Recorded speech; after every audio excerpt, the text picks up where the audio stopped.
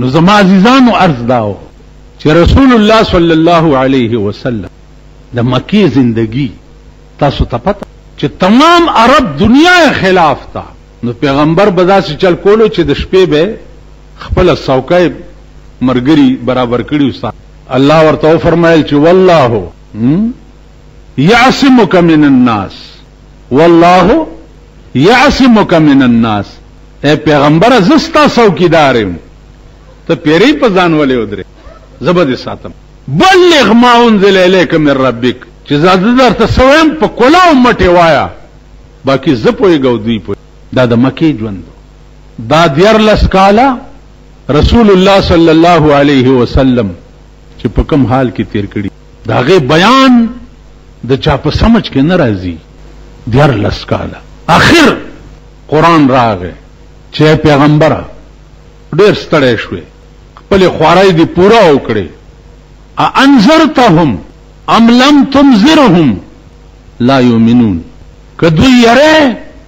او کنه یره دوی ایمان نه وروړي وجه صدا ختم الله على قلوبهم الله د دوی په زړونو مهر والے دی وعلى سمعهم او د دوی په غوږونو باندې وعلى ابصارهم او د دوی په سترګو باندې غشاوتن پردی دي په غوږونو او په سترګو پردی دي په غوږونو حق نه اوري په سترګو حق نه ویني او پته درته چې دوی د پاره ایبت ولهم عذاب عظیم دوی د پاره بدمر عظیم عذابی چې الله دې امان را عزیزانو اراده وکړه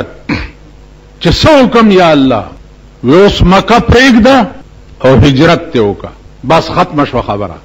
رسول الله صلی الله علیه وسلم مرګرو سره مشوره وکړه اول مشیر څوک ابو بکر صدیق چې ما ته حکم شو چې مکه پرېږده او مدینه ته لاړ ابو بکر صدیق ورته وی چې یا رسول الله ته چې زین مونږ په مکه کې سکو زبدر سره دوه خان می ساتلی دي په یو به تصور شي او په یو به زسور شم دواړه بزو مونږ چې د شپې روانېږو کافران خو زمونږ تلاش کوي زما کټ کې به څوک سملی چې خلکو ته پته چې کټ کې پروت دی د کټ څوکیداری به هم کېده حضرت علی ورته فرمایل چې یا رسول الله ستا کټ کې به زه سملم که ستا په سر کې زما سر قلم شي نو دینه لوی سعادت به بل سي ستا کټ کې به زه سملم د دشمندار سړی په کټ کې سملاسته داسې د ټوکو خبرې نه دي او بیا بین الاقوامی دشمن کټ کې علی سملاستو او ابو بکر او رسول الله صلی الله علیه وسلم دا دواړه ووت د مدینه منوره دا اوس چې کوم سړک جوړ شوی دی طریق الهجره په دغه سړک باندې دا روان شو چې روان شو نو لاره کې ستړي شو نو غار ثور یو غر دی هغه ته وخت دا غار ثور چې دی دا به حد ډیر اوچت دی هغه ته وختو دنه پکې آرام کوي دا ابو بکر صدیق او فرمایل چې یا رسول الله بالغ خونیشتا او زما په دې پتون سر کې دنو اوس د پیغمبر سر چې د تا په پتون کې خوي او سر د زما په پتون کې ده پردې وطن دې پکې نشته بالغتونه او دا خون خو ابو بکر ته پته لګیدا چې د چا په پتون د جناب محمد رسول الله سر پر دا خون خو باغه ته پته لګی تاو مونږ کویږي تاسو خو د نور پتونونو مزه اغستی دي که اوس د ابو بکر پتون چې د پیغمبر د سر مزه اغسته ونو اکم پتونو چې د اسمان نه به خبر راغی چې ابو بکر ته زما سلام وایا اسمان نه به خبر ابو بکر صدیق چې غیر چا پیرو کته نو غار ثور کې سوري وداس نو د خپل کمیسه اوشلولو او پاسورو کې داسې ورکړو چې د بار نم چرته دشمنو نه ګوري ځکه چې کافر خو ورپسیو تلاش کولو چې کم خلاړ ټول سوري بند کړ یو سوره او چې هغه د پاره کپڑا پاتې نشو نو ابو بکر دا یو خپدا سي وګدا کړو پاسوري کې پونده کې خوا چې پونده کې خوا نو دننه نه مارو چې مارو چې چلوس او بس تغفار می دي چې ماری وخوري دا غصه حالي اوس ابو بکر خوځینا چې کو خوځیدم د پیغمبر خوب کې چرتا تکلیف رانه او د سترګونه د ډیر درد نه او خیره پرې وته خوځي خو نه خو د ډېر درد نه اوښې د سترګو نه را پرېوتې او د رسول الله صلی الله علیه وسلم په مخ مبارک پرېوت. هغه چې سترګې وغړولې ابوبکر ولې جاړې؟ و یا رسول الله ډېر ساعت شو چې مار چیچلې مه دې سوړې نه خوځېدم ځکه نه چې ستا خوب خراب نشي، خو دا سترګې مې بې ادبه وې، بې اختیاره تې اوښې پرېوتې، معافي غواړم. نو ښه ته دې خوا که دا خپه دی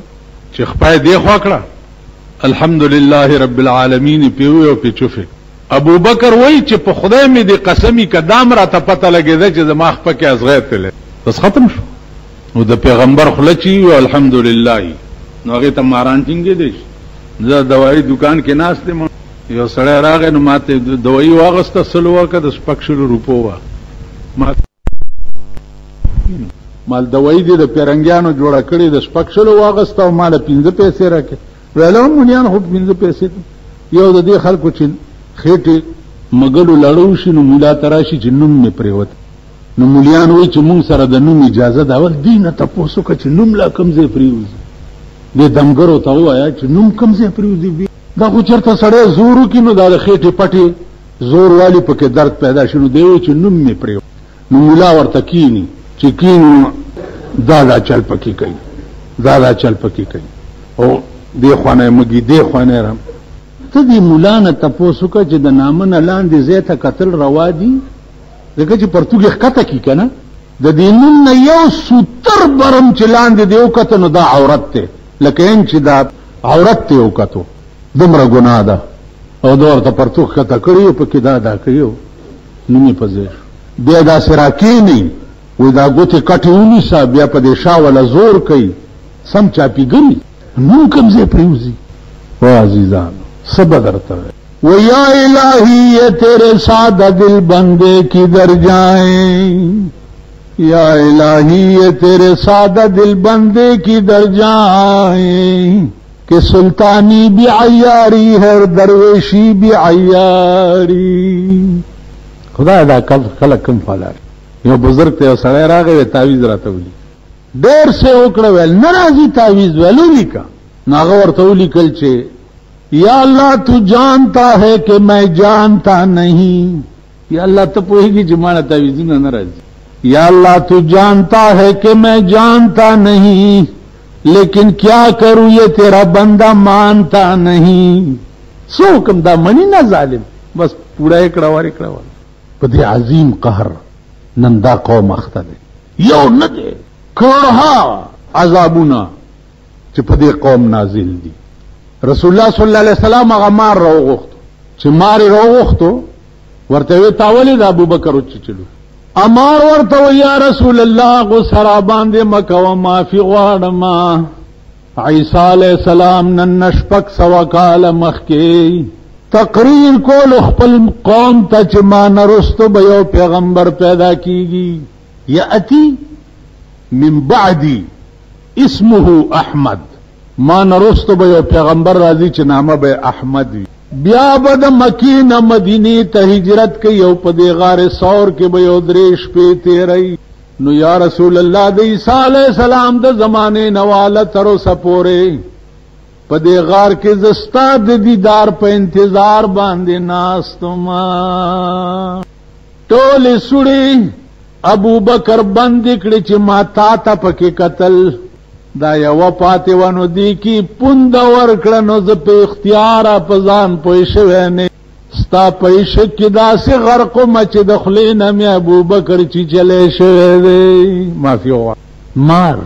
تاسو خیال راوړئ ماران نن تا چوه دم کنه ته یو موچی سړی وچیچي ما ته راوله چې دم یې کم چې څومره زه پې چف کوم عمره به د هغه درد زیاتېږي. وجه څه ده؟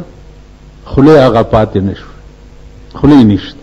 اخون پنجوسی رحمت الله علیه یو لوی ولی تیر شوی دی په لار روانو طالبان ناستو روټۍ سپوره وه چې روټۍ سپوره وه نو طالبانو ته ویل ولې خفه یې؟ ویل ترکاري نشته. ویل ښه تا منګوټی راوړئ چې منګوټی راوړو 3 ځله قل هو ویله او پې چوف یې کړه. ویل زه یې خورئ چې را اړولي دي تک زیړ د غوا غوړي وو طالبانو پکې روټۍ ماته کړې ده. ویل که لږ سبا ته پرېږدې وی سبا څه کې دا دم خو مونږ له هم راځي پې چوف کوو به خو سبا چې بیا منګوټی راغستی دی زړه شین شو د طالبانو پې چوف کوي او اوبه نه غوړي کي. اخون پنجوسی رحمت الله علیه پې بیا راغی ویل که بیا څه چل دی؟ وی جو مغه دم پی مونږ هم چوف کو غوړی کیږي نه ول بچیا دم مغه ده خو خله دا خون پنجونه ده خلا پکار ده زمون سخلی دي زمون خلی دي خپل خلو ته وګورئ خلا والا پیدا کا ته وګوره چې په درې ځل خلو باندې بیا وبغوړی کیږي خو خلا والا پیدا کا ردی او تیرا دل تو ہے صنم آشنا تیرا دل تو ہے صنم آشنا تجھے کیا ملے گا نماز میں زړه دی بتخانه دا ولاړ په مانزه باندې نه په دې منځ کې بتا ته څه ملایي حضرت علی چې څو وخت کې کافرو په تور والو داغه بدن داسې چې تورې به په اثر نه کولو بالکل داسې چوبه دی والو تا ویل چې اوس په نامه واله مشوره ورته وشو چې د یو ټیم کې نرمي چې په مانزه ودري هغه وخت کې وایي د کوفه په جامع مسجد کې خو چې په مانزه ودرې دونو د بدن داسې شو لکه موم په تور والو نو سره ته پرې مونږ چې په مانزه ودرې ګوڅالي زمون منز ده روجه ده بیا روجه ده اختر یو هل جوړی صاحب اختر ته دی ګوره روجه ته دی ګوره مانزه ته دی ګوره واده ته دی ګوره مړی ته دی ګوره 13 جمعه ما تاسو ویلو چې مړی ژوندې دلته یو شیخ ناستو چې څه شو نن پټ شوی دی ما ته چا ګیلا وکړه چې مونږه بار وروتونو خلکو راته وی چې مولانا صاحب په دې شیخانو پسې ډرامې کوي نه خدای دې نه زه دومره بې وقوف نه ګیره د جناب محمد رسول الله سنت دی دا ګیره دومره اوچت شی دی دومره اوچت شی دی چې الله دومره لحاظ ساتلی دی دومره الله وی چې ان الله یستحیی من ذی الشیب المسلم مال به په قیامت کې حیا راځي چې زه به سپینګیره څنګه په دوزخ کې اچو سپینګیره به په دوزخ کې څنګه اچو دا ګیره سپینېده د ابراهیم علیه السلام نه وړاندې نه و هغې نه رستو شروع شوي دي اول سپین ډکې د ابراهیم په پیغمبرۍ کې د هغه په ګیره کې ولګېدو داسې وکتو وی یا الله داسې دي نو الله ورته ویل هذا وقارک دا ستا عزت دی یو د پیغمبرۍ عزت مې درکړی او دا مې دویم عزت درکو ابراهیم علیه السلام دعا وکړه چې اللهم زد وقاری خدای دا عزت مې نور زیات کا نو ګیره ولا ټوله سپینه د ګیره نه به الله هم حیا کوي په قیامت چې په دوزخ کې به څنګه اچوم د دې ډکو نه مال حیا راځي او زه دومره بدتمیز یم چې زه ګیرو پسې ډرامې کوم خو نه ګیره والا چې په خپله ډرامه نو د وجلو دی که نه چې سره د ګیرې د ډمانو په جنج کې رواني سره د ګیرې مخکې دوپړی غږیږي او شیخ صاحب ورپسې روان دی نو دا شیخ مردارول په کار دی که خدای ستا د ډکو نه حیا کوي او تاله د خدای نه حیا نه درځي کوم غلط کار چې کوې نو د خپلو سپینو ډکو ته وګوره د خپلې ګیرې ته وګوره نو هغه غلط کار ته به نږدې نه ځي د 1,40,000 پیغمبرانو ګیرې وې ګیره خریل دا حرام قطعی دي ګیره به نه خری د ګیر خریلي شهادت منظور نه دی شهادت چې ګیر خریلی کوي رکشه ګیره ډېر اوچت شی دی و مونږ ته هم د ګیرې لږ سلاج ساتل پکار تاسو خیال را بعضې خلق وي هغه ګیرې فیشن دپاره پرېښي نه پاسې په انګریزی سر پرېښی وي او لاندې چې دی ګیره پرېښي ګیره به په دې نیت پرېږدي چې دا د پیغمبر سنت دي دا د رسول الله صلی الله علیه وسلم سنت دي نو الله به د دې هغه اجر درکوي چې قیامت کې به تانه خدای حیا کوي او دوزخ ته به دې نه نو عزیزانو عرض مې دا و چې 3 شپې په غار ثور کې پیغمبر تیرې کړې او ابو بکر ورسره و اوس قرآن څه وایي قرآن څه وایي ابو بکر صدیق زړه کې لږ ګبراهټ و چې هسې نه دشمن را پسې دلته رسول الله صلی الله علیه وسلم ورته وایي اذ قال لصاحبه لا تحزن ان الله معنا اذ يقول لصاحبه پیغمبر خپل ملګری ته په غار ثور کې وایي چې لا تحزن ان الله معنا یریګه ما مونږ 2 کسه نه یو ابو بکر په دې غار ثور کې الله مونږ سره نو اسه زما دا تقریر خو ډېر جزم سره ریکارډ کیږي سی ډي والا زما چې دی نو هغه سړی ښه سړی دی بار ولاړي په دې کوڅه لیکي خو دا خبره به ډایرک اسلام آباد ته پاس کې نن چې نواز شریف ته ووایه چې د منبرانو نه مه یریږه، په خدای اعتماد وکړه او ګرز ورکړه چې د پاکستان قانون به قرآني. نن د هغه منبرانو نه مه یریږه چې کوم د وزارت سپي دي او جګړې په وزارتونو باندې اچولي، هغو نه مه یریږه، ګرز ورکړه. دا هغه قوم نه دی چې دا په شرافت او سړیتوب به پوهیږي. د دې علاج څه دی؟ د دې علاج شقی ازلی نصیحت عالموں کی کب سمجھتے ہیں، انہیں لازم ہے سمجھانا بضرب خنجر فولاد. ازلی بدبخت چې دي او په نصیحتونو او په شرافت نه پوهیږي، تراک ورکوه او سرونه ترې لړه کوه. تا د پاره یو ورځ خدای مرګ مقرر کړی دی، په مرګ بمرې، خو په ژوند یو کارنامه وکړه چې د یو څونه سر لړه کا، غل او ډاکو او حرامي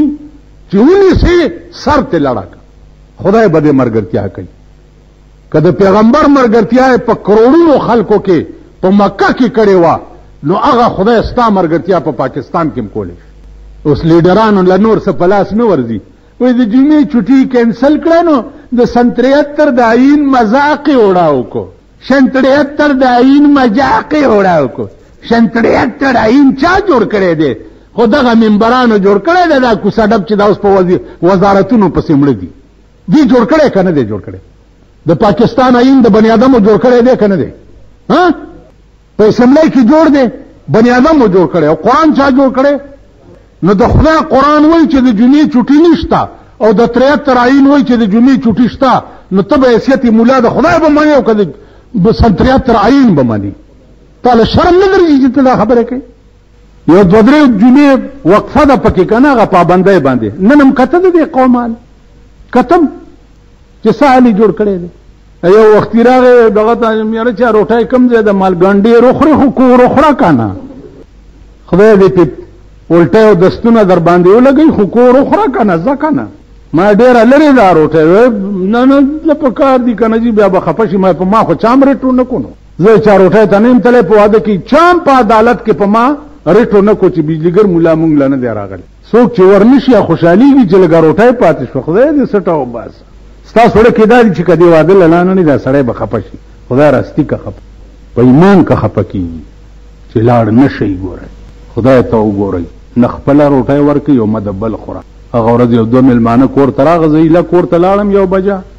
او ټلی وشوه چې رالمه،